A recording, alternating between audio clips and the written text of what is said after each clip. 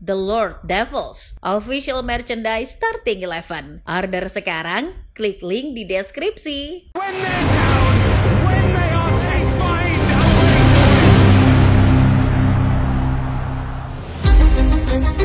Biasanya sih ya, kalau seseorang kantongnya lagi seret, dia pasti bakal pikir-pikir ulang untuk mengeluarkan duit sepeser pun. Apalagi untuk urusan yang sifatnya tidak mendesak. Namun, sepertinya itu tidak berlaku bagi para petinggi Manchester United.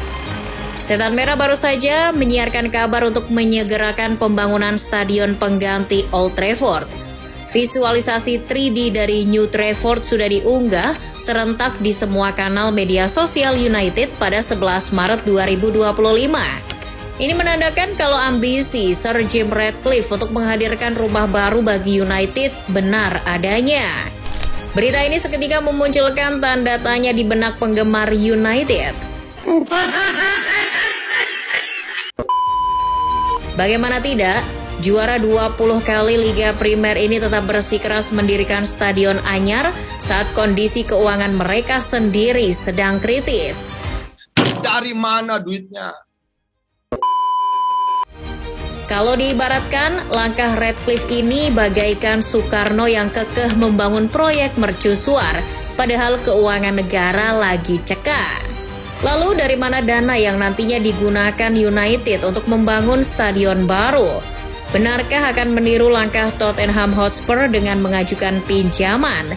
Mari kita bahas.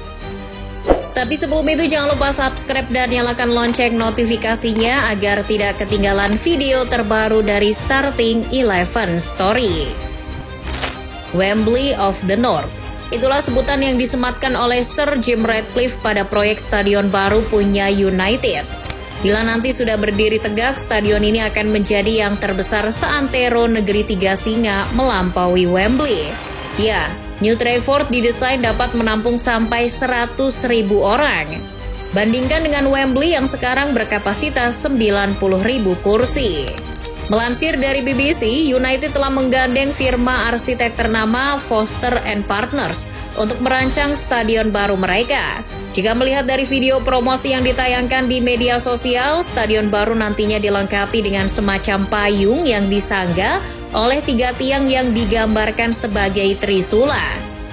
Norman Foster, salah satu arsiteknya, mengatakan 3 tiang tersebut memiliki tinggi 200 meter dan dapat dilihat dari radius 25 mil atau 40 km. Tak hanya menghadirkan wujud stadion yang megah, canggih, dan futuristik, Foster & Partners juga menyiapkan konsep regenerasi kompleks Trafford Park. Seperti yang dimuat oleh Talksport, wajah baru Trafford Park akan memiliki akses jalan yang terintegrasi dengan stasiun Old Trafford sebagai pusat transportasi utama. Kemudian area ini akan dilengkapi tempat olahraga, perumahan, pusat perbelanjaan dan hiburan, deretan perkantoran serta sebuah kampus. Belum selesai sampai di situ, di Trafford Park juga akan dibuat sebuah plaza atau ruang terbuka, semacam alun-alun yang 2 kali lebih luas dari Trafalgar Square di London. Kehadiran plaza tersebut diproyeksikan sebagai pusat keramaian baru di Manchester. Intinya, stadion baru United akan dikelilingi sebuah kota kecil yang fasilitasnya super lengkap.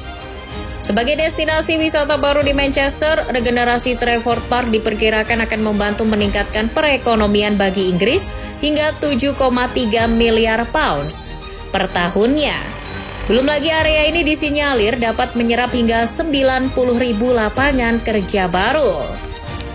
Saat ini Ratcliffe telah mendapatkan lampu hijau terkait pembangunan stadion baru. Menteri Keuangan Inggris Rachel Reeves atas nama pemerintah mendukung mega proyek tersebut. Selanjutnya, Ratcliffe akan turun berkoordinasi dengan satuan tugas pembangunan stadion yang terdiri dari mantan Kapten United Gary Neville, Wali Kota Greater Manchester Andy Burnham, dan pemimpin Dewan Trafford, Sarah Todd. Diketahui untuk membangun sebuah stadion dengan kapasitas gede dari nol biasanya dibutuhkan waktu pengerjaan antara 7 sampai 10 tahun. Namun, Ratcliffe menantang tim konstruksi dengan menargetkan agar stadion baru bisa selesai dalam 5 tahun. Itu artinya jika pembangunan dimulai tahun ini, maka United sudah bisa inaugurasi pada 2030. Sejauh ini United masih belum mengumumkan awal proses pembangunan stadion baru. Sembari mengkaji kapan waktu yang pasti untuk memulai, Kepala Operasional United, Colette Rocky, mengatakan klub akan menjalin kerjasama erat dengan pihak berwenang guna memastikan proyek tersebut berjalan mulus dan tepat waktu. Mengingat letak stadion baru yang nantinya berdekatan dengan Old Trafford, maka direksi perlu mengambil keputusan penting. Muncul beberapa spekulasi yang berkembang di Inggris tentang masa depan markas lama United. Pertama, Old Trafford akan sedikit dipermak untuk menjadi lokasi pertandingan bagi tim wanita dan tim muda United. Usulan itu sudah menyeruak sejak 2024 dan dibenarkan oleh CEO United, Omar Berrada. Berrada mengatakan klub mungkin akan mempertimbangkan hal itu, tapi kecil harapan akan dituruti Ratcliffe. Kedua, Old Trafford akan dirobohkan dan rata dengan tanah. Usulan satu ini datang dari Foster and Partners yang memegang tender pembangunan stadion baru. Opsi ini yang tampaknya lebih besar peluangnya untuk didengarkan oleh pejabat-pejabat United. Ratcliffe sendiri belum memberikan jawaban tentang nasib Old Trafford. Taipan pemilik perusahaan Ineos ini hanya buka suara tentang alasan United membangun stadion baru di samping Old Trafford, yakni agar esensi Theatre of Dreams masih bisa terjaga. Pengumuman pembangunan stadion baru seolah membuat United amnesia dengan krisis finansial yang sedang menjerat mereka. Beberapa hari sebelum mempublikasikan rancang bangun dari stadion baru, Sir Jim Ratcliffe mendedahkan informasi kalau tetangga sebelah The Citizens ini mengalami masalah keuangan yang pelik. Menurut Manchester Evening News, Ratcliffe berani belak-belakan kalau saat ini United kekurangan jumlah uang tunai di kas klub. Pengusaha asal Greater Manchester sudah mengkalkulasi kalau cadangan kas mereka hanya bisa bertahan sampai Natal tahun ini. Keadaan diyakini akan berubah buruk jika tidak segera melakukan efisiensi anggaran. Udah kayak presiden aja yang main efisiensi segala. Itu sebabnya Ratcliffe melakukan manuver-manuver yang dirasa kurang populer di kalangan fans, tapi bisa menolong neraca keuangan United. Mulai dari meng-cut off 250 karyawan, menaikkan harga tiket pertandingan, hingga yang paling kontroversial, memangkas dana amal klub sebesar 40.000 pounds yang sebelumnya diberikan kepada asosiasi mantan pemain Manchester United.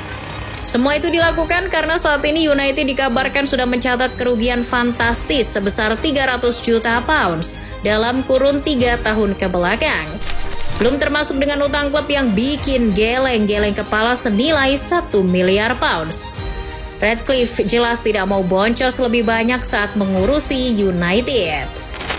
Terus pertanyaannya, kalau United lagi ngos-ngosan mengirit keuangan, dana 2 miliar pounds untuk pembangunan stadion baru datang dari mana? Ternyata ada jawabannya. United masih bisa mencoba beberapa pilihan, seperti mengajukan pinjaman ke bank atau menggait investor swasta lain guna mendapatkan amplop fulus untuk membangun stadion. Kabar baik datang dari pakar keuangan sepak bola Kieran Maguire. Ia mengatakan kalau United memiliki lebih banyak ruang untuk meminjam uang ke bank dalam jumlah banyak. Jadi walaupun masih punya utang yang seabrek, United masih bisa mengajukan beberapa pinjaman dengan hanya membayar bunganya saja. Jika Ratcliffe jadi mengambil pinjaman untuk pendanaan proyek ini, maka United akan mengikuti jejak Tottenham Hotspur. Saat Spurs mengalami pendekatan serupa untuk membangun stadion baru di London beberapa tahun lalu, Daniel Levy CS bernegosiasi dengan bank sehingga mendapat suku bunga yang sangat rendah.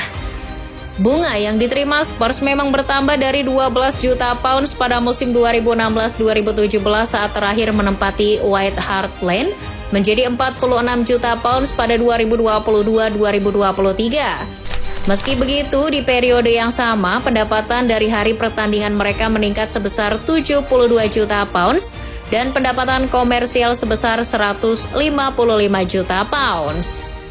Siapa tahu Ratcliffe mau mengikuti jalan ninja Spurs dengan dapat cuan dari stadion baru lewat skema pinjaman. Menurut Football Lovers, kalau United jadi mengajukan pinjaman, Lebih dulu selesai yang mana nih? Stadion baru Manchester United atau IKN?